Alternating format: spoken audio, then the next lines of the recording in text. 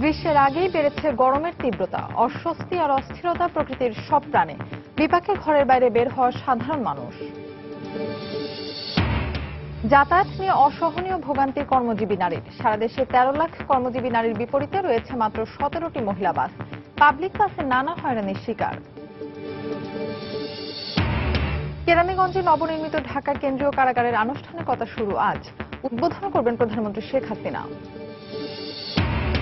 বাংলা নববর্ষ সামনে রেখে কর্মব্যস্ত যশোরের গদখালির ফুলচাষীরা। বৈশাখী মেলা ঘিরে ফিরে আসছে মৃৎশিল্পীদের দৃষ্টিনন্দন তৈজসপত্র। এবং ভারতের কেরালায় মন্দিরে আতশবাজি থেকে আগুন লেগে অন্তত 83 জনের মৃত্যু, আহত আরো 2 শতাধিক।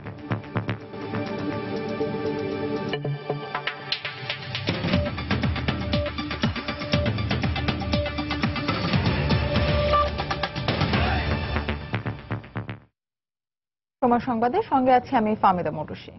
গ্রীষ্মের আগে বেড়েছে গরমের তীব্রতা। গ্রামের তুলনায় এই তীব্রতা শহরে কিছুটা বেশি হয়। এখনই বেশ অস্বস্তিতে নগরবাসী। নিরক্ষীয় অঞ্চলের তাপমাত্রা বাড়ার কারণে এমনটা ঘটছে বলে জানিয়েছে আবহাওয়া অধিদপ্তর।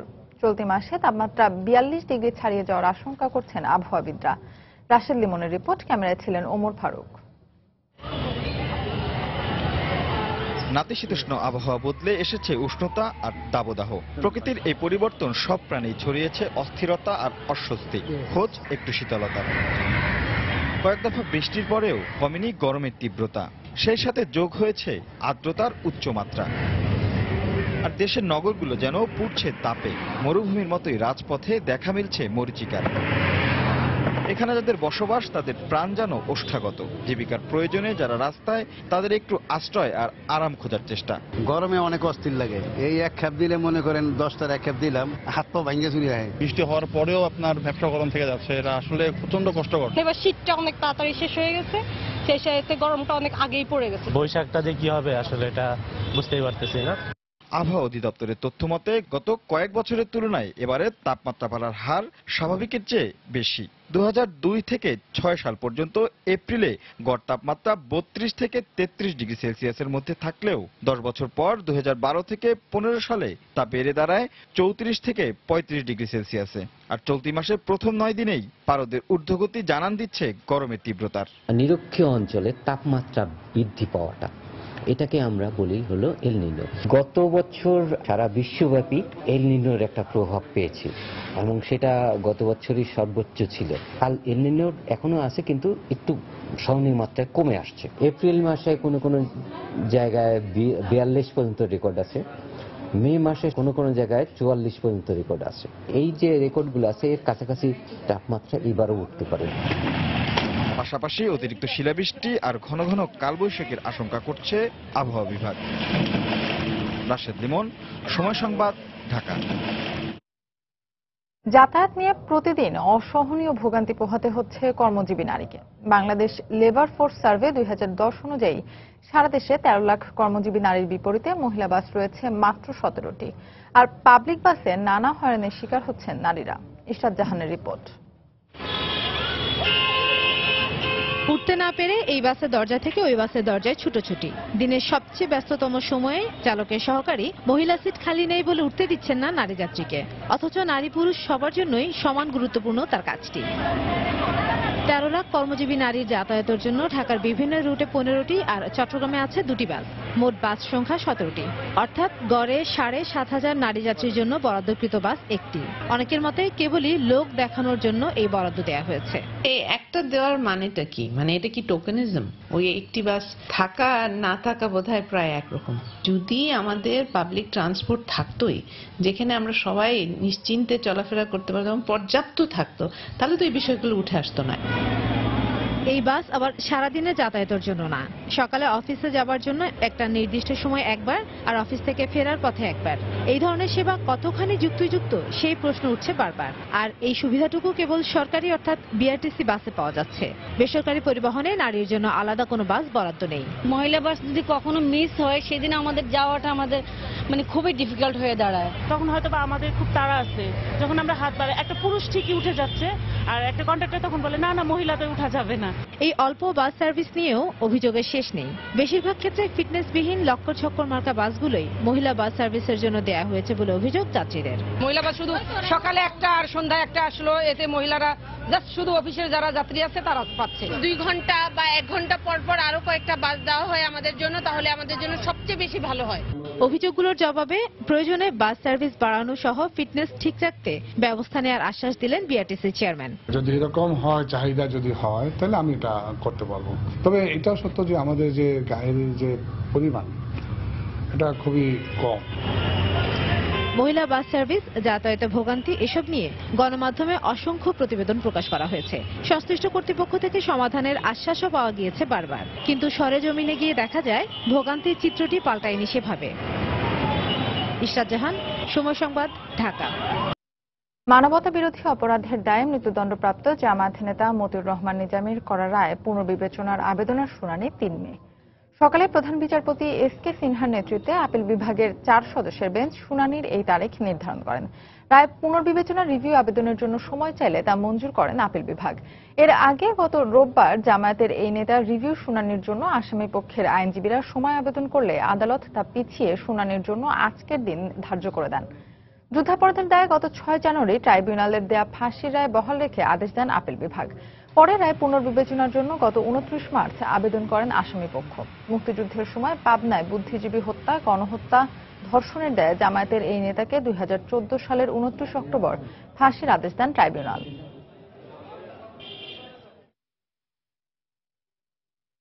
বঙ্গোপসাগরের উপকূলবর্তী চট্টগ্রামের পাহাড়তলীর রানী রাসমণি ঘাটে পানিতে ডুবে 2 স্কুল ছাত্রের মৃত্যু হয়েছে।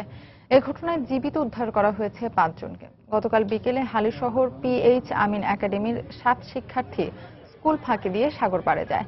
তারা উপকূলে একটি নৌকায় বসে গল্প করছিল, তখন হঠাৎ করে জোয়ার চলে আসে। এতে ভীত হয়ে শিক্ষার্থীরা পানিতে লাফিয়ে পড়ে। তাৎক্ষণিকভাবে স্থানীয়রা 5 শিক্ষার্থীকে উদ্ধার করলেও এর মধ্যে 2 জন ঘটনাস্থলে মারা যায়। গুরুতর অসুস্থ 2 জনকে চট্টগ্রাম মেডিকেল কলেজ হাসপাতালে ভর্তি করা হয়েছে।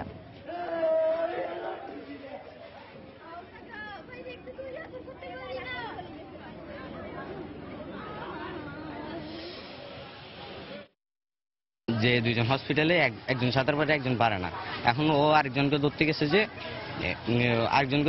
ও ওকে ধরে রেখেছে, ও পানি খেয়েছে, ও পানি খেয়েছে, 2 জনের অবস্থা হয়ে গেছে। আমার ফাঁসে যে ওর হাতের একটু দেখা যায়, ওকে টানি তুলছে, টানি তুলছে, আমি ঘাড়ে বসেছি।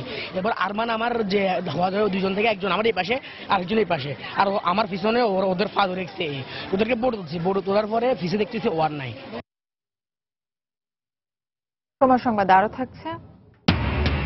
3টি ফ্লাইওভারের কার্যকারিতা নিয়ে সমালোচনার পরও চট্টগ্রামে আরো 2টি নির্মাণের উদ্যোগ, প্রয়োজনীয়তা নিয়ে প্রশ্ন নগর বিশেষজ্ঞদের। এবং গণতন্ত্র প্রতিষ্ঠিত হয়, খুলে যাচ্ছে প্রতিবেশী দেশ মিয়ানমারে বিনিয়োগের দ্বার, সৃষ্টি হচ্ছে বাংলাদেশি পণ্যের নতুন বাজার।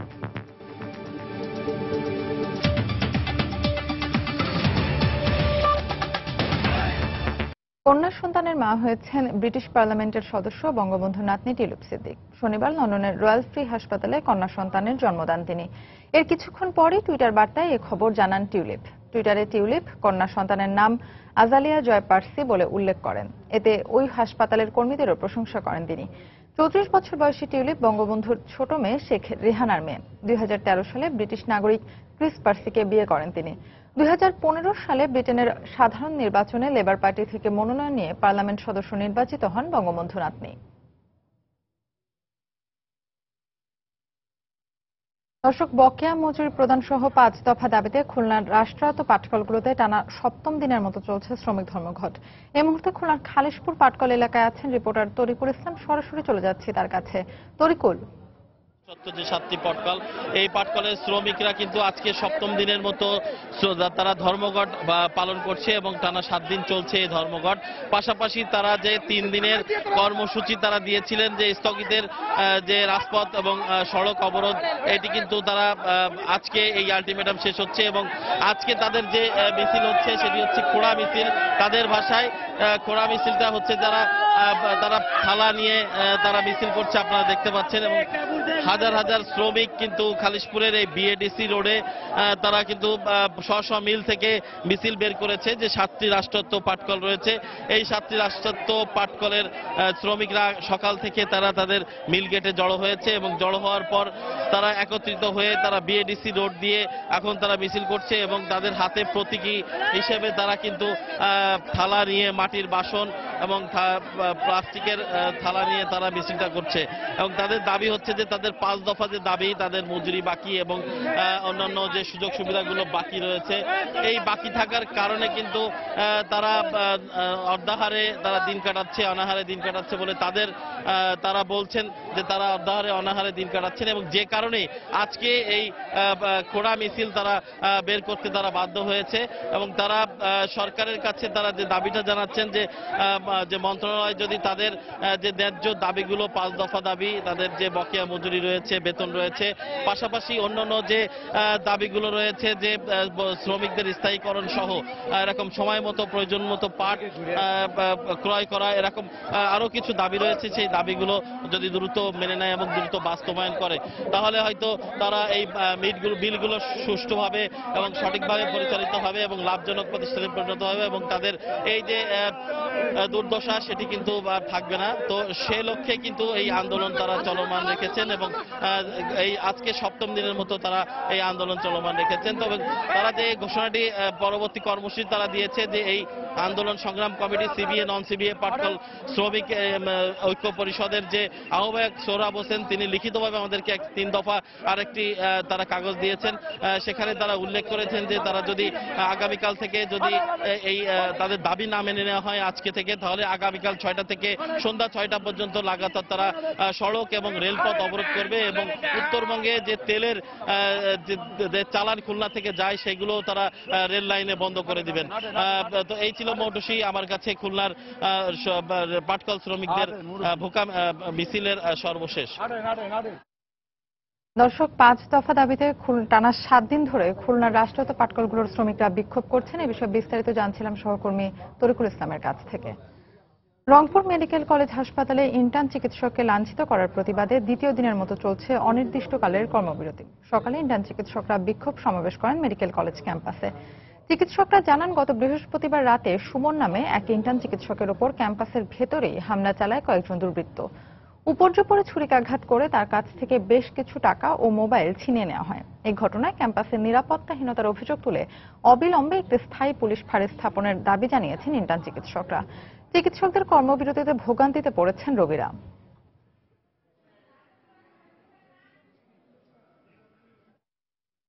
আগের 3টি ফ্লাইওভারের কার্যকারিতা নিয়ে নগর বিশেষজ্ঞদের নানা সমালোচনার পরও আরও 2টি নির্মাণের উদ্যোগ নেওয়া হয়েছে চট্টগ্রামে। নগরীর বর্তরী রেল স্টেশন এবং সাগরিকা এলাকায় জায়গার 185 কোটি টাকা অর্থায়নে ফ্লাইওভার 2টি নির্মাণ করার কথা রয়েছে।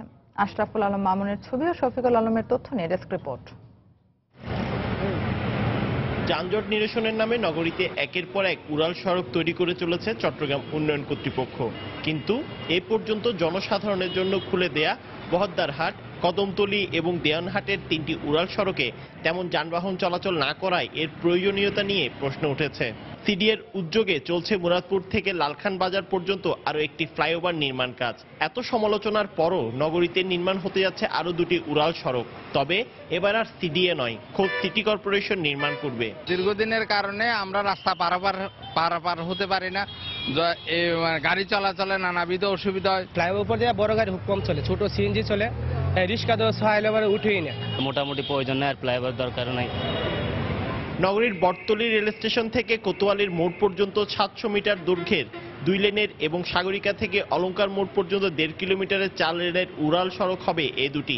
আগামী অর্থ বছর থেকে কিন্তু সেই টেন্ডার প্রক্রিয়া সম্পন্ন হওয়ার পরে কাজটা শুরু হবে আগের মতো, অর্থাৎ এই বছরের মধ্যে। নগরীতে এতগুলো উড়াল সড়কের যথার্থতা নিয়ে প্রশ্ন তুলেছেন নগর বিশেষজ্ঞরা। উড়াল সড়কগুলো যানজট নিরসন নয়, বরং ভবিষ্যৎ সম্ভাবনাকেও নষ্ট করছে বলে দাবি তাদের। যে পরিমাণ বাড়বে মানুষ এবং যানবাহন, সেগুলোকে সামাল দেওয়ার জন্য কতগুলো বিকল্প আছে। আমরা ভবিষ্যতে যার জন্য তৈরি করছি সুবিধা, সে খুশি হবে না। যে প্রতিষ্ঠানের টাকা খরচ করে, যে দেশের টাকা খরচ করে আমরা করছি, সেই দেশটা এর দ্বারা ক্ষতিগ্রস্ত হবে। সিটি কর্পোরেশনের কর্মকর্তারা জানিয়েছেন ইতোমধ্যে শেষ হয়েছে এ দুটি প্রকল্পের সমীক্ষা। চলতি বছরের শেষে শুরু হবে উড়াল সড়ক নির্মাণ কাজ। সময় সংবাদ, চট্টগ্রাম। গণতন্ত্র এসেছে প্রতিবেশী দেশ মিয়ানমারে, খুলে যাচ্ছে বিদেশি বিনিয়োগের দ্বার। প্রতিবেশী এই দেশটি হতে পারে বাংলাদেশি বিনিয়োগকারীদের ব্যবসার একটি নতুন ক্ষেত্র। মিয়ানমার থেকে ফিরে বিস্তারিত জানাচ্ছেন ইমতিয়াজ আহমেদ। লৌহ যবনিকার দেশ হিসেবে পরিচিত মিয়ানমার এখন উন্মুক্ত বিদেশিদের জন্য। 2011 সালের পর থেকে বিশ্বের বিভিন্ন উন্নত দেশের বিনিয়োগের লক্ষ্য হচ্ছে মিয়ানমার। গেল 5 বছরে চীন, ভারত ছাড়াও ইউরোপ ও যুক্তরাষ্ট্রের বড় বড় কোম্পানিগুলো আসছে প্রাকৃতিক খনিজ সম্পদে ভরপুর এই দেশটিতে। প্রতিবেশী হিসেবে বাংলাদেশের বিনিয়োগকারীদেরও যথেষ্ট আগ্রহ রয়েছে দেশটির প্রতি। আমরা যেটা ইন্ডিয়ার উপর ডিপেন্ড করতেছি সেই ডিপেন্ডেন্সি কমানো সম্ভব যদি মিয়ানমারের সাথে আমরা সহযোগিতায় আসতে পারি। গার্মেন্ট সেক্টরে চান্স আছে, তারপর মেডিসিনে আছে, আইটি সেক্টর হতে পারে। আরেকটা হচ্ছে যে এনজিও লেভেলে আমাদের একটা মিড ম্যানেজমেন্ট লেভেল তৈরি হয়েছে বা সিনিয়র লেভেল তৈরি হয়েছে, যেটা এদেশে একটা সুযোগ তৈরি হতে পারে। প্রায় 6.5 লাখ বর্গ কিলোমিটারের স্থলভাগের এই দেশটিতে রয়েছে অফুরান প্রাকৃতিক সম্পদ, স্বল্প মজুরি এবং প্রচুর কৃষি জমি। রপ্তানি পণ্যের তালিকায় আছে প্রাকৃতিক গ্যাস, পাথর, কাঠ, রাবার ও চাল। এছাড়া দেশটির টেলিকম, খনিজ সম্পদ ও টেক্সটাইল খাত হতে পারে বাংলাদেশি উদ্যোক্তাদের কাজের অন্যতম জায়গা। আলোচনার মাধ্যমে, যদি সমঝোতার মাধ্যমে মিউচুয়াল যে ইন্টারেস্টগুলো আছে, বেনিফিটটা আছে, এটা নিয়ে যদি কাজ হয় তাহলে আমার মনে হয় না যে সেদিন খুব দূরে আছে যে বাংলাদেশ মিয়ানমারে ব্যবসার যে আরো নতুন নতুন দিকগুলো যে আছে এগুলো কিন্তু উন্মোচন হয়ে যাবে। ভিসার একটা সমস্যা আছে, এইগুলো যদি আরো বেশি ফ্লেক্সিবল হয় তাহলে আরো লোক আসতে পারবে, তারা কাজ করতে পারবে। বাণিজ্য বাড়াতে দুদেশের কূটনৈতিক সম্পর্ক উন্নয়ন এবং বিভিন্ন অমীমাংসিত বিষয়ে সমঝোতায় আসতে এখনই সরকারি উদ্যোগ জরুরি বলে মত অর্থনীতিবিদদের। মিয়ানমার বাংলাদেশের জন্য একটি গুরুত্বপূর্ণ ভ্যালু চেইন বা সাপ্লাই চেইনের অংশ হতে পারে। সরকারের উচিত হবে এই নতুন সরকারের সাথে গণতান্ত্রিক যোগাযোগটি আরো বৃদ্ধি করা। বাংলাদেশের থেকে মিয়ানমারের মধ্যে যে সড়ক পথে যোগাযোগের যে একটি সম্ভাবনা রয়েছে এবং যেটি কিনা BCIM, বাংলাদেশ, চায়না, ইন্ডিয়া, মিয়ানমারের সড়ক যোগাযোগের একটি অংশ, সেই ধরনের প্রকল্পগুলো গুরুত্বপূর্ণভাবে এগিয়ে নিয়ে যাওয়া দরকার। 6 কোটি জনসংখ্যার মিয়ানমার হতে পারে বাংলাদেশি পণ্যের অন্যতম বড় বাজার। তাই প্রতিবেশী এই দেশটির দিকে এখনই সর্বোচ্চ গুরুত্ব দেওয়া জরুরি বলে মত সংশ্লিষ্টদের। ইমতিয়াজ আহমেদ, সময় সংবাদ। সময় সংবাদে আরো থাকছে, পশ্চিমবঙ্গে বিধানসভা নির্বাচনে জয় হবে তৃণমূলের, আশা মমতার। মেদিনীপুরে তৃণমূল নেতা খুনের ঘটনায় রাজ্য জুড়ে উত্তেজনা।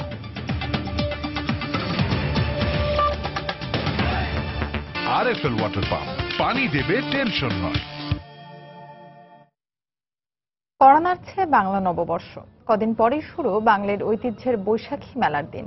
এ মেলায় ঐতিহ্যের পোস্টার সাজাতে ব্যস্ত সময় কাটছে মৃৎশিল্পীদের। তৈরি হচ্ছে 1000 বছরের পুরনো শখের হাড়ি, পঞ্চসাজি, মাটির পুতুল সহ বিভিন্ন দৃষ্টিনন্দন তৈজসপত্র। মেলার মধ্য দিয়ে হারাতে বসা মৃৎশিল্পকে জিয়ে রাখতে নানা উদ্যোগ নিচ্ছেন তারা। বিশেষজ্ঞরা বলছেন ঐতিহ্যকে টিকিয়ে রাখতে প্রয়োজন এই শিল্পের আধুনিকায়ন। আব্দুল সালামের তোলা ছবিতে রাকিবুল হাসানের প্রতিবেদন। রাজশাহীর পবার বসন্তপুরের পালপাড়া। পহেলা বৈশাখকে সামনে রেখে এখানে বাড়ির নারী পুরুষের দক্ষ হাতের সুনিপুণ নৈপুণ্যে তৈরি হচ্ছে ঐতিহ্যের নানা সামগ্রী। মাটির বউ পুতুল, শখের হাড়ি, ছোট ছোট শিকে পাতিল, শানকি সহ তৈরি হচ্ছে নিত্য প্রয়োজনীয় তৈজসপত্র। এসব পণ্য নেওয়া হবে ঢাকার সহ দেশের বিভিন্ন মেলায়। বৈশাখী মেলায় এমন বর্ণিল মৃৎশিল্পের কদর থাকায় আসছেন ভিন জেলার ক্রেতারাও। রঙের কাজে ব্যস্ত, বৈশাখীর জন্য আমরা খুব পড়াপড়ি করছি। একে সাজি বলা হয়। আগেকার ধরেন যে আগের মানুষেরা এতে ধরেন যে ঝোলা গহনা কাটি থুয়ে। তো আমার বাড়ি কুষ্টিয়া, আমি বাগদানৈতিক মাল নিয়ে যাচ্ছি। আমার দেশে প্রচুর চাহিদা এই মালের। আধুনিকতার ছোঁয়ায় হারাতে বসেছে এই মৃৎশিল্প। এ কারণে কারিগররা বলছেন বাবা দাদার এই সংস্কৃতিকে বাঁচাতে নতুন নতুন পণ্য তৈরিতে ঝুঁকছেন তারা। বাপদা করে আসছে ভালোবাসার জন্য ছেলে মেয়েকে শখের হাঁড়ি বা পুতুল আমি আরো শিখাচ্ছি। এই কাজটা কিভাবে আধুনিকতার সাথে কিভাবে টিকা রাখা যায় সে চেষ্টায় আমরা চালাচ্ছি। এদিকে গ্রাম বাংলার মৃৎশিল্পের ঐতিহ্যকে টেকাতে সংশ্লিষ্ট সকলের সমন্বিত উদ্যোগের পাশাপাশি সরকারি পৃষ্ঠপোষকতার পরামর্শ বিশেষজ্ঞদের। আমাদের বিশ্ববিদ্যালয়ের যেসব মৃৎশিল্পের শিক্ষার্থীরা পাশ করে বেরোচ্ছে তারা এবং ট্র্যাডিশনাল যে পালরা আছে তাদের সমন্বয়ে একটা যদি কো ওয়ার্ক করা যায় তাহলে সিরামিক আমদানি করার যে প্রয়োজনীয়তা সেটা আর থাকবে না। এই গ্রামে বাস করছেন 30টির বেশি মৃৎশিল্পীর পরিবার। আর 20 বছর পূর্বে রাজশাহীতে পাল সম্প্রদায়ের প্রায় 4000 পরিবার বসবাস করলেও বর্তমানে সঠিক পরিসংখ্যান দিতে পারেনি পরিসংখ্যান বিভাগ। রাকিবুল হাসান, সময় সংবাদ, রাজশাহী। মৌসুমের শেষ সময় হলেও পহেলা বৈশাখের বাজার ধরতে প্রস্তুত যশোরের গদখালির ফুল চাষিরা। সে লক্ষ্যে সব প্রস্তুতিও শেষ করেছেন তারা। এই দিনটিতে প্রায় 3 কোটি টাকার ফুল বিক্রির লক্ষ্যমাত্রা তাদের। জুয়েল মৃধার তথ্য, সাব্বির আল জামানের ছবি নিয়ে ডেস্ক রিপোর্ট। 1982 সালে যশোরের ঝিকরগাছা উপজেলার গদখালিতে বাণিজ্যিকভাবে প্রথম ফুল চাষ শুরু হয়। সেই থেকে প্রতি মৌসুমে 5টি উৎসবকে ঘিরে মূল বেচাকেনা করে থাকেন গদখালির ফুল চাষিরা। উৎসবগুলোর মধ্যে বসন্ত দিবস, ভালোবাসা দিবস, মাতৃভাষা দিবস ও স্বাধীনতা দিবসের বেচাকেনা শেষ করেছেন তারা। এখন মৌসুমের শেষ সময় পার করছেন তারা। তবে মাঠে পর্যাপ্ত ফুল থাকলেও কোনো উৎসব সামনে না থাকায় ফুলের দাম নেই বললেই চলে। তবে মৌসুমের শেষ উৎসবটি ঘিরে আশায় বুক বেঁধেছেন চাষিরা। সব ফুলের দাম কম এখন, যেমন আমাদের গাঁদা ফুল এখন খুব দাম কম, 40 টাকা 50 টাকা হাজার বিক্রি আছে। এখন অনুষ্ঠান শেষ, সব আপনার পয়লা বৈশাখ আসলে একটু দাম উঠবে। আর পহেলা বৈশাখের বাজার ধরতে সব প্রস্তুতি নেওয়া হয়েছে বলে জানালেন ফুল চাষিরা। যেহেতু এখন দাম কম, আমরা পর্যাপ্ত পরিমাণে পয়লা বৈশাখের উপলক্ষে রেখে দিয়েছি যে এটা আমরা পয়লা বৈশাখের উপলক্ষে বিক্রি করব। সব রকমের ফুল রাখি করেছি শুধুমাত্র পয়লা বৈশাখ এই উপলক্ষে। আশা করা যায় যে দাম কিছুটা হলেও ভালো হবে। এই উৎসবকে ঘিরে প্রায় 3 কোটি টাকার ফুল বিক্রির টার্গেট নেওয়া হয়েছে বলে জানান এই ফুল চাষী নেতা। 3-4 দিন আগে থেকে পয়লা বৈশাখ উপলক্ষে ফুল বেচা বিক্রি শুরু হবে। আমরা আশা করছি যে বছরে প্রায় 3 কোটি টাকার ফুল এই পয়লা বৈশাখ উপলক্ষে বিক্রি হবে। যশোরের গদখালি, পানিসারা ইউনিয়ন সহ বেশ কয়েকটি ইউনিয়নে বর্তমানে বাণিজ্যিকভাবে উৎপাদিত হচ্ছে রজনীগন্ধা, গোলাপ, জারবেরা, গাঁদা, গ্ল্যাডিওলাস, জিপসি সহ 11 ধরনের ফুল। সময় সংবাদ, যশোর। বরিশালের শ্রীপুর নদীতে 2টি লঞ্চে অভিযান চালিয়ে 50 মণ জাটকা জব্দ করেছে নৌপুলিশ। গতরাতে জব্দকৃত জাটকাগুলো সকালে বরিশাল নদী বন্দরে নিয়ে আসা হয়। নৌপুলিশ জানায়, নিষেধাজ্ঞা অমান্য করে জাটকা ধরা ও পরিবহন বন্ধে গতরাতে জেলার বিভিন্ন নদীতে অভিযান চালানো হয়। অভিযানে মেহেন্দিগঞ্জ উপজেলার শ্রীপুর নদীতে ভোলা থেকে ঢাকাগামী 2টি লঞ্চে অভিযান চালিয়ে 50 মণ জাটকা জব্দ করা হয়। তবে এ ঘটনায় কাউকে আটক করা যায়নি। জব্দকৃত জাটকাগুলো ম্যাজিস্ট্রেটের উপস্থিতিতে বিভিন্ন এতিমখানায় বিতরণ করা হয়। এছাড়া চাঁদপুরে 8 মণ জাটকা জব্দ করা হয়েছে।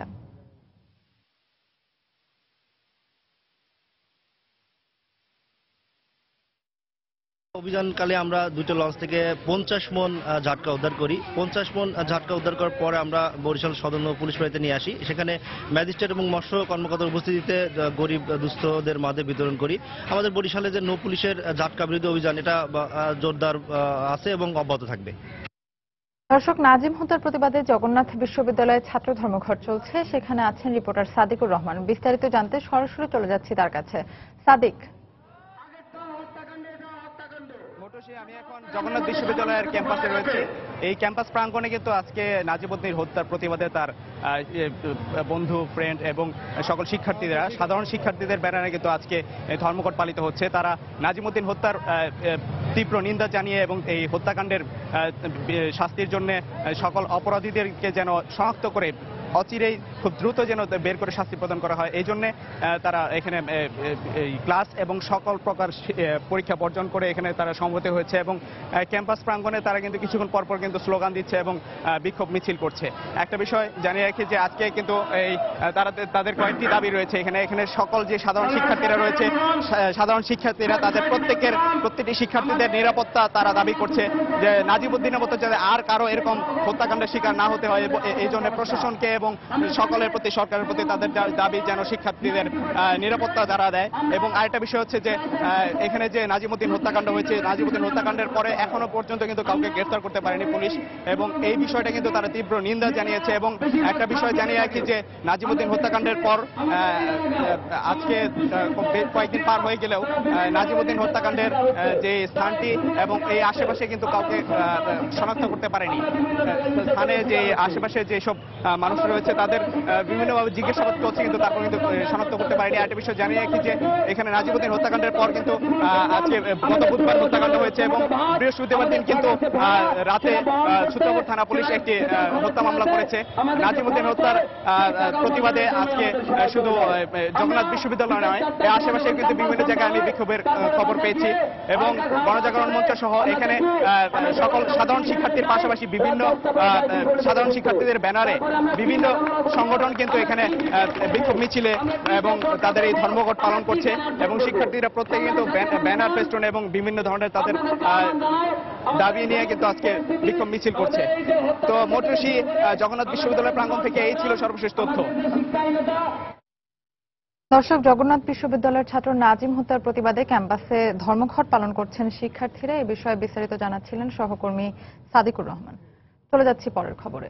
রাজধানীর কাকরাইলে ট্রাকের ধাক্কায় মোটরসাইকেল আরোহী এক ব্যবসায়ী নিহত হয়েছেন। পুলিশ ও স্বজনরা জানান, গত রাত 10টার দিকে মিরপুরের বাসায় যাওয়ার পথে কাকরাইলে জমির উদ্দিন নামের ওই ব্যবসায়ীর মোটরসাইকেলে একটি ট্রাক ধাক্কা দেয়। এতে গুরুতর আহত হন তিনি। তার সঙ্গে থাকা দোকানের এক কর্মচারীও আহত হন। পুলিশ ও পথচারীরা তাদের উদ্ধার করে ঢাকা মেডিকেল কলেজ হাসপাতালে পাঠালে কর্তব্যরত চিকিৎসক জমিরকে মৃত ঘোষণা করেন। দুর্ঘটনায় আহত দোকানের কর্মচারী ঢাকা মেডিকেলে চিকিৎসাধীন আছেন।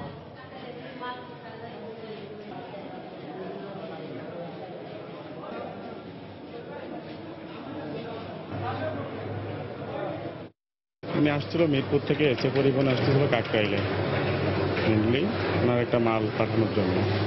আসার পথে ওই রমনা থানার আশেপাশে এলাকায় গাড়ি অ্যাক্সিডেন্ট করছে। সাথে একটা ফ্যাক্টরির একটা ছেলে ছিল, ও খবর দিয়ে জানাইছে ভাই এরকম অ্যাক্সিডেন্ট করছে 10টার দিকে। পরে আমরা যেখানে ছিলাম সবাই ছুটে আসছে, আসে দেখছি যে শুনলাম যে আনার পথে মারা গেছে। সিরাজগঞ্জের রায়গঞ্জে ফুলজোর নদীতে এবারই প্রথম খাঁচায় মাছ চাষ করে ব্যাপক সফলতা পেয়েছেন এলাকার বেকার যুবকরা। প্রতি খাঁচায় লাভ করছেন প্রায় 50,000 টাকা। এমন সফলতা দেখে স্থানীয় অনেক শিক্ষিত যুবক এগিয়ে এসেছেন এই পদ্ধতিতে মাছ চাষে। আরো জানাচ্ছেন রিঙ্কু কুন্ডু। সিরাজগঞ্জের রায়গঞ্জ উপজেলার ফুলজোর নদীতে খাঁচায় মাছ চাষ করে ভাগ্য ফিরতে শুরু করেছে এলাকার শিক্ষিত বেকার যুবকদের। চাকরির পেছনে না ছুটে 1 বছর আগে স্থানীয় মৎস্য বিভাগ থেকে প্রশিক্ষণ নিয়ে 14টি খাঁচায় মাছ চাষ শুরু করে তারা। বর্তমানে 47টি খাঁচা রয়েছে তাদের। প্রথম দফায় প্রতিটি খাঁচায় খরচ বাদে 50,000 টাকা লাভের আশা করছেন তারা। যদি আমরা 150 টাকা কেজি করে বিক্রি করি বাজার দরে, তাহলে আমাদের প্রতি খাঁচায় 1 লাখ টাকা করে বিক্রি করতে পারবো। মাছ চাষ শুরু করে দেখলাম যে আমার চাকরির থেকে এখানকার রেজাল্ট আমার ভালো আসতেছে। এজন্য আমি নিজে চাকরির দিকে উদ্বুদ্ধ না হয়ে আমি মাছ চাষে বেশি মনোযোগ দিচ্ছি। যুবকরা জানান, এই পদ্ধতিতে মাছ চাষ লাভজনক হওয়ায় খাঁচার সংখ্যা যেমন দিন দিন বাড়ছে, তেমনি বাড়ছে আগ্রহীর সংখ্যাও। আমাদের এখানে 47টা খাঁচা আছে। 47 খাঁচার ভিতরে থেকে লাভ আসবে 20 থেকে 22 লাখ টাকা। অনেকেই এটা করতে চাইছে, তারা বলছে তোমাদের এক শীট উঠুক, তারপর আমরা তোমাদের প্রফিটের অবস্থা দেখে আমরা কার্যক্রম শুরু করব। আর এ কাজে নানাভাবে সহযোগিতা করছেন স্থানীয় মৎস্য বিভাগ। উপজেলা মৎস্য কর্মকর্তা এবং আমি নিজে এটা মাঝে মাঝে পরিদর্শন করি, তাদেরকে পরামর্শ দিই, কোনো সমস্যা হচ্ছে না এবং দ্রুত খাঁচাগুলো বৃদ্ধি পাচ্ছে। খাঁচায় মাছ ছাড়া 4 মাস পর তা বিক্রির উপযোগী হয়। এ পদ্ধতিতে রায়গঞ্জ উপজেলায় 120 জন যুবক তেলাপিয়া মাছের চাষ করছেন। রিঙ্কু কুন্ডু, সময় সংবাদ, সিরাজগঞ্জ। সুনামগঞ্জের মইয়ার হাওরের নারিকেলতলা বাঁধ ভেঙে চাতাল বনের 500 একর জমি বোরো ফসল পানিতে তলিয়ে গেছে। এলাকাবাসী জানান, গত কয়েকদিন বর্ষণ ও শিলাবৃষ্টিতে জগন্নাথপুর উপজেলার বেড়িবাঁধ ভেঙে আধা পাকা বোরো ধান তলিয়ে গেছে। এতে ফসল নষ্ট হয়, ব্যাপক ক্ষতির মুখে পড়েছেন তারা। পাশাপাশি নলুয়া হাওরের উপর নির্মিত বাঁধটিও ঝুঁকির মধ্যে থাকায় নতুন করে ফসল তলিয়ে যাওয়ার শঙ্কায় কৃষকেরা। ক্ষতিগ্রস্ত এলাকা পরিদর্শন করে প্রয়োজনীয় ব্যবস্থা নেওয়ার কথা জানিয়েছেন উপজেলা নির্বাহী কর্মকর্তা।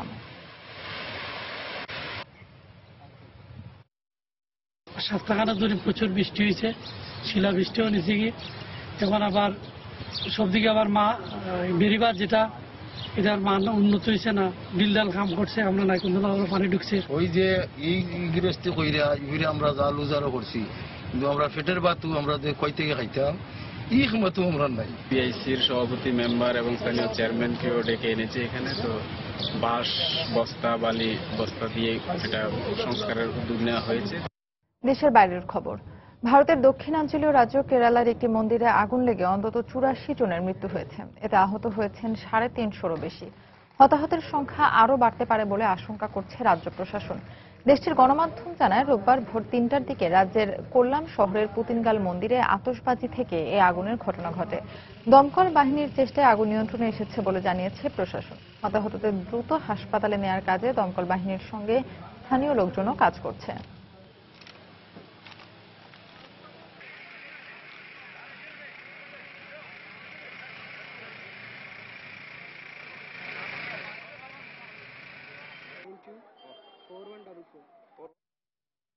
পশ্চিমবঙ্গে বিধানসভা নির্বাচনে তৃণমূলেরই জয় হবে বলে আশা প্রকাশ করেছেন সভানেত্রী মমতা বন্দ্যোপাধ্যায়।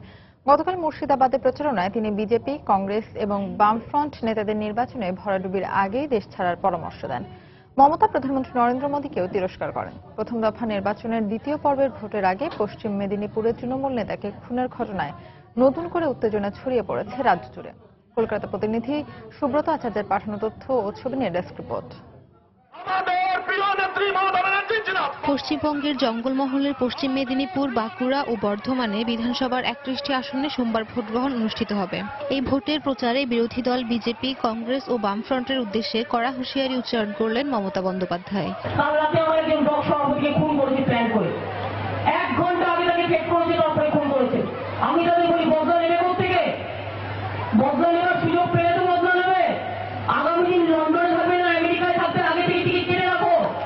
সম্প্রতি দলীয় প্রচারে পশ্চিমবঙ্গে এসে তৃণমূল সভানেত্রীকে একহাত নিয়েছিলেন নরেন্দ্র মোদী। এর জবাবে এবার মোদীকে বাহাতি বলে তিরস্কার করলেন মমতা।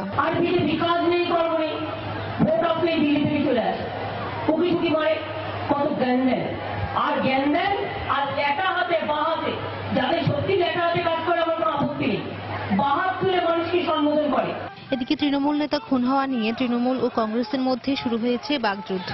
কালী মন্দিরের সামনে দিয়ে যখন যাচ্ছিল তখন মানস ভূঁইয়ার নেতৃত্বে ওখানে প্রায় 50 থেকে 60 জন দুষ্কৃতকারী গাড়িগুলোকে আটকায়। প্রথমে যে দুটো গাড়িতে যারা আমাদের কর্মীরা ছিল তারা ছিটকে চলে যায়, কিন্তু ও যেতে পারেনি। তবে তার বিরুদ্ধে আনা অভিযোগ অস্বীকার করেন মানস ভূঁইয়া। আজ সকালে শুনছি যে আপনার জয়দেব জানা যে মদ্যপ মাতাল একটা নোটোরিয়াস ক্রিমিনাল, সে নাকি মৃত অবস্থায় তাকে পাওয়া গেছে। পুলিশ প্রশাসন তারা দেখছে। আমি এখানে সবঙ্গে প্রতিদিন সকাল 10টার সময় ক্যাম্পেনে বেরোই, রাত্রি 11টা সাড়ে 11টায় ক্যাম্পেন সেরে ফিরে। অন্যদিকে নারদাকাণ্ডে দলীয় নেতাদের ঘুষ নেওয়ার বিষয়ে তদন্ত কমিশন গঠন করেছে তৃণমূল কংগ্রেস। কমিশন তৃণমূলের অভিযুক্ত সংসদ সদস্য ছাড়াও এই ঘটনার সঙ্গে জড়িত কংগ্রেসের অন্যান্য নেতার বিরুদ্ধেও তদন্ত করবে বলে জানায় তৃণমূল। এই সময়কাল বেছে নেওয়া, যা দৃশ্যত দেখানো হচ্ছে, সত্যাসত্য যাচাই না করা, এই সমস্ত বিষয়টিকেই দল আভ্যন্তরীণ তদন্ত করবে এবং এই আভ্যন্তরীণ তদন্তে যদি কেউ দোষী হয়ে থাকে তাহলে দল উপযুক্ত ব্যবস্থা গ্রহণ করবে। সম্প্রতি নারদা.com-এর ওয়েবসাইটে প্রকাশিত এক ভিডিওতে তৃণমূলের 13 জন সাংসদ এবং কয়েকজন প্রভাবশালী মন্ত্রীকে ঘুষ দিতে দেখা যায়। সময় সংবাদ, কলকাতা। খেলার খবর। 2016 সালে ঢাকা প্রিমিয়ার লিগে খেলা ক্রিকেটারদের আর্থিক নিরাপত্তার জন্য প্রতিটি ক্লাব চেক জমা দেবে বিসিবির কাছে। আর ক্রিকেটার টাকা না পেলে দায়বদ্ধ থাকবে বিসিবি। বিসিবি সহ সভাপতি Mahbub Anam cricket committee of Dhaka মেট্রোপলিটনের বৈঠক শেষে এমন তথ্যই দিয়েছেন। তিনি জানিয়েছেন, বিসিবি কোনো আপত্তি না জানালে শাহাদাত হোসেন রাজীব খেলতে পারবে এবারের প্রিমিয়ার লিগ। সাকিব মুস্তাফিজও আইপিএল থেকে ফেরার পর নামতে পারবে মাঠে। রোববার হবে নতুন মৌসুমের প্লেয়ার ড্রাফট। নানা কানাঘুষা ও আশঙ্কা। প্লেয়ার বাই চয়েসের দলবদলে প্রতিশ্রুত অর্থের পুরোটা এবার পাবেন তো ঢাকা লিগের ক্রিকেটাররা। বিতর্কিত এই পদ্ধতি নিয়ে ক্রিকেটারদের মধ্যে দেখা দিতে থাকে চাপা ক্ষোভ। সেই গুঞ্জনের প্রভাব যাতে লিগে না পড়ে সেজন্যই প্লেয়ার ড্রাফটের আগে সিসিডিএমের বৈঠক। মূল যে প্রশ্ন উঠছিল আকাশে বাতাসে সেটা ছিল ক্রিকেটারদের পারিশ্রমিকের ব্যাংক গ্যারান্টি নিয়ে। তবে প্লেয়ার বাই চয়েসে শেকল পরানো ক্রিকেটারদের জন্য এক খণ্ড সুবাতাস হয়ে আসলো ব্যাংক গ্যারান্টি। প্লেয়ারদের স্বার্থ রক্ষার্থে প্রতিটি ক্লাব বিসিবিকে একটা সংরক্ষিত চেক দিতে হবে যাতে প্লেয়ার্স পেমেন্টগুলো ইনশিওর হয়। প্লেয়ার বাই চয়েসের বিভিন্ন বিষয় নিয়ে এখনো ধোঁয়াশা রয়ে গেছে। তাই প্লেয়ার ড্রাফট কমিটির কমিশনারের দায়িত্বপ্রাপ্ত বিসিবি সহসভাপতি মাহবুব আনাম পরিষ্কার করলেন সেই বিষয়গুলো। প্রতিটি টেবিলে প্রতিটি ক্লাবের 6 জনের বেশি বসতে পারবেন না এবং প্রথমে আমরা লটারি পর্যন্তটা করে নিব, তাহলে ক্লাবগুলো ঠিক জানতে পারবে যে কোন সময় তাকে কোন প্লেয়ার তাদের কলিংটা আসবে, সো তারা ওইভাবে যেন টিমটাকে প্ল্যান করতে পারে। এবং কিছুটা বাধ্যবাধকতা আছে যে মিনিমাম 10টা করে প্লেয়ার তাদেরকে অবশ্যই নিতে হবে। প্রশ্ন ছিল খেলতে পারবেন তো শাহাদাত হোসেন রাজীব, কিংবা আইপিএল খেলতে ভারত পাড়ি দেয়া সাকিব মুস্তাফিজের নাম ড্রাফটে থাকবে তো? এসব প্রশ্নের উত্তরও দিলেন বিসিবির এই সহসভাপতি। সাসপেনশনটা উইথড্র করার যে প্রক্রিয়া, সেই প্রক্রিয়াগত রয়েছে, সেইভাবে যদি তার সার্বিকভাবে বিসিবি সন্তুষ্ট হয় এবং তার এই সাসপেনশন প্রক্রিয়াটা উইথড্র হয়, then he will be considered as a free player. Mustafiz has been there in the year, but they are released for IPL. So এখানে তাকে যদি কোনো ক্লাব নিতে চায়, ওই গ্রেডেই তাকে নিতে হবে। সব মিলিয়ে এবার ঢাকা প্রিমিয়ার লিগে পেশাদারিত্বের ছাপ আনার প্রতিশ্রুতি দিলেন এই বিসিবি কর্মকর্তা। রায়হান মাসুদ, সময় সংবাদ, ঢাকা। পেসারদের নিয়ে 2 সপ্তাহব্যাপী হাই পারফরমেন্স ক্যাম্প শেষ হলো গতকাল। পেসাররা জানালেন এটি হতে পারে তাদের প্রশিক্ষণের বড় মঞ্চ। আগের ভুল ত্রুটি শুধরে এবার নিজেদের জাতীয় দলের জন্য তৈরি করতে চান তারা। বিসিবি কোচ সারোয়ার ইমরানও তার শীর্ষদের নিয়ে আশাবাদী। শেষ হলো পেসারদের 2 সপ্তাহব্যাপী এইচপি ক্যাম্প। বাংলাদেশের ভবিষ্যৎ ক্রিকেটের জন্য সজীব সোহেলদের পাওয়া গেছে। পেসার হান্ট থেকে বাছাইকৃত 10 জন, অনূর্ধ্ব 19 থেকে উঠে আসা 5 জন আর ন্যাশনাল সিলেকশন প্যানেলের 3 জন সহ 18 জনকে নিয়ে শুরু হওয়া এইচপির পেস বোলিং ক্যাম্পের যাত্রা শুরু হয়েছিল 2 সপ্তাহ আগে। ক্যাম্প শেষে সন্তুষ্ট সারোয়ার ইমরানের শিক্ষার্থীরা। আসলে প্রত্যেকটা প্লেয়ারেরই কিছু না কিছু আশা থাকে। আমারও স্বপ্ন আছে বাংলাদেশ টিমে খেলার মতো। আমি তো চাইতেছি এমন একটা টিমে পড়ি যে আমি ম্যাচ খেলতে পারি, ভালো সুযোগ পেয়ে এবং ভালো কিছু করার মতো চেষ্টা করবো সুযোগ পেলে। ন্যাশনাল টিমে যাইতে হলে জিনিসগুলো আপনার প্রসেসিং যেতে হবে, তো আমার একটা গোল আছে যে আমি ন্যাশনাল টিমে খেলার ইচ্ছা আছে। ক্যাম্প থেকে শিষ্যদের ইতিবাচক সাড়া মিললেও মুস্তাফিজের মতো স্লোয়ার অফ কাটারের ভেরিয়েশন অথবা রুবেলের মতো ইয়র্কার বাউন্সারের কম্বিনেশন তেমন কারো মাঝেই খুঁজে পাননি সারোয়ার ইমরান। তবে তার বিশ্বাস আরও পরিচর্যা করলে এখান থেকেই বের হবে অনেক প্রতিভাবান, যারা দীর্ঘমেয়াদে সার্ভিস দেবে বাংলাদেশকে। স্ট্যান্ডার্ড ভালো আর কি, সবারই মোটামুটি স্ট্যান্ডার্ড ভালো। আশাবাদী আর কি, এরা যদি 1 বছর কাজ করে একটা লেভেলে চলে আসবে। যারা খুব তাড়াতাড়ি শিখবে, লার্ন করবে, তারাই উপরে যেতে পারবে। কোন ক্লাব চাইলে পেসারাও খেলতে পারবেন Dhaka premier league. Player by চয়েসের লটারিতে রাখা হবে তাদের। আইকন থেকে ক্যাটাগরি পর্যন্ত করেছি, তবে আপনারা জানেন যে এর মধ্যে আমরা একটা ফাস্ট বোলিং প্রোগ্রাম করেছি এবং বেশ কিছু প্লেয়ার আমরা তার থেকে আইডেন্টিফাই করেছি যারা অন্য কোনো ডিভিশনে এবছর না খেলেনি। তাদেরকে আমরা একটা স্পেশাল হাই পারফরমেন্স ক্যাটাগরি করেছে, 1 লাখ টাকা করে তাদেরকে একটা সর্বনিম্ন, যদি কোনো ক্লাব তাদেরকে নিতে চায়। আর প্রিমিয়ার লিগে খেলার মতো দারুণ সুযোগ পেলে এই পেসারদের প্রমাণের আদর্শ মঞ্চ আর কি হতে পারে। কিন্তু প্রশ্ন হলো, যেখানে প্লেয়ার বাই চয়েসে দেশের পরীক্ষিত পেসারাই থেকে যান উপেক্ষিত, সেখানে এইচপির পেসারদের সম্ভাবনা কতটুকু? রায়হান মাসুদ, সময় সংবাদ, ঢাকা। লা লিগার খবর। বার্সেলোনা টানা 2 হারে জমে উঠেছে স্প্যানিশ লিগ শিরোপার লড়াই। এল ক্লাসিকোর পর এবার তুলনামূলক দুর্বল দল রিয়াল সোসিয়েদাদ 1-0 গোলে হারালো কাতালানদের। 32 ম্যাচে বার্সেলোনার সংগ্রহ 76 পয়েন্ট। সমান ম্যাচে 73 ও 72 পয়েন্ট নিয়ে টেবিলের দ্বিতীয় ও তৃতীয় স্থানে রয়েছে অ্যাটলেটিকো মাদ্রিদ ও রিয়াল মাদ্রিদ। ঘরের মাঠে বার্সেলোনার বিরুদ্ধে দুর্দান্ত একটি রেকর্ড আরও সমৃদ্ধ করল রিয়াল সোসিয়েদাদকে। বর্তমান চ্যাম্পিয়নদের বিপক্ষে এখন শেষ 4 দেখায় 3টি জয় দ্য রয়্যালসদের। তাই স্টাডিও মিউনিসিপালের ম্যাচের শুরুতেই এনরিকের শিষ্যদের চমকে দেয় স্বাগতিকরা। 5 মিনিটে 18 বছর বয়সী তরুণ স্প্যানিশ মিডফিল্ডার ওয়েজাবেলের গোলে লিড পায় রিয়াল সোসিয়েদাদ। এরপর মেসি নেইমারের মরিয়া চেষ্টা ব্যর্থ হলে 1-0 গোলে পিছিয়ে থেকে বিরতিতে যায় কাতালানরা। দ্বিতীয়ার্ধে আগ্রাসী হয়েও স্বাগতিকদের জমাট রক্ষণভাগে ফাটল ধরাতে ব্যর্থ হয় বার্সা। এতে রিয়াল মাদ্রিদের পর রিয়াল সোসিয়েদাদের বিপক্ষে হার নিয়ে মাঠ ছাড়ে বর্তমান চ্যাম্পিয়নরা। Well, Messi just had a little glance over it to the referee's assistant coach, but I think fairly soon it's going to be. এ পর্যায়ে শীর্ষ সংবাদ জানিয়ে দিচ্ছে আরেকবার। গ্রীষ্মের আগেই বেড়েছে গরমের তীব্রতা, অস্বস্তি আর অস্থিরতা প্রকৃতির সব প্রাণে। বিপাকে ঘরের বাইরে বের হওয়া সাধারণ মানুষ। কেরানীগঞ্জে নবনির্মিত ঢাকা কেন্দ্রীয় কারাগারের আনুষ্ঠানিকতা শুরু আজ। উদ্বোধন করলেন প্রধানমন্ত্রী শেখ হাসিনা।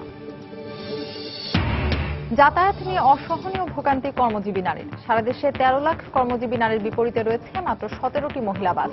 পাবলিক বাসে নানা হয়রানির শিকার। বঙ্গোপসাগরের জোয়ারের পানিতে ডুবে চট্টগ্রামে 2 স্কুল ছাত্রের মৃত্যু। গুরুতর অসুস্থ আরো 2 জন চট্টগ্রাম মেডিকেলে ভর্তি। এবং ভারতের কেরালায় মন্দিরে আতশবাজি থেকে আগুন লেগে অন্তত 84 জনের মৃত্যু, আহত 350-রও বেশি।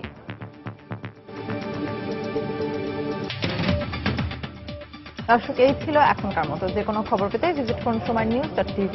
যে কোনো বাংলা লিংক, রবি ও সিটিসেল নম্বর থেকে সময় সংবাদের খবর অনুষ্ঠান সম্পর্কে জানতে এবং যে কোনো তথ্য সময় সংবাদকে জানাতে ডায়াল করুন 16242 নম্বরে। এছাড়া এইমাত্র পাওয়া খবর মোবাইলে পেতে SMS করুন *SN লিখে পাঠিয়ে দিন 16242 নম্বরে। সঙ্গে থাকুন সময়ের।